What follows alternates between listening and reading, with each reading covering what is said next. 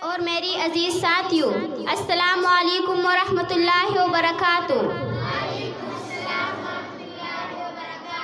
آج مجھے جس موضوع پر لب کشائی کرنے کا موقع ملا ہے وہ ہے میری پہچان پاکستان۔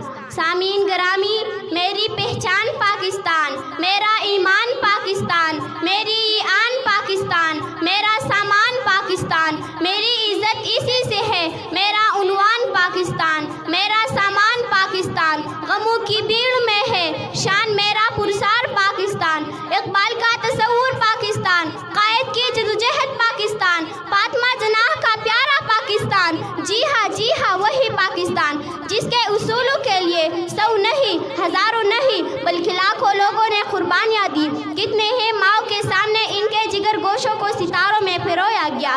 جناب اعلیٰ، کسی بے گھر سے پوچھو گھر کی قیمت، کسی غلام سے پوچھو آزادی اور وطن کی قیمت، تو پھر احساس ہوگا جن پاک سرزمین پر ہم رہ رہے ہیں یہ رب کائنات کی بہت بڑی مہربانی اور انعام ہے۔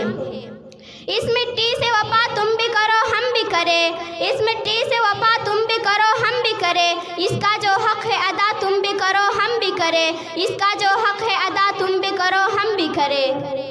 جناب اعلیٰ، خوں کے آنسو رلا رہے کہ مجھے وہ لوگ کہ اب محمد علی جناح اور محمد علامہ اقبال سے زیادہ ان کے دماغوں پر ہالی ووڈ اور بالی ووڈ چھایا ہوا ہے۔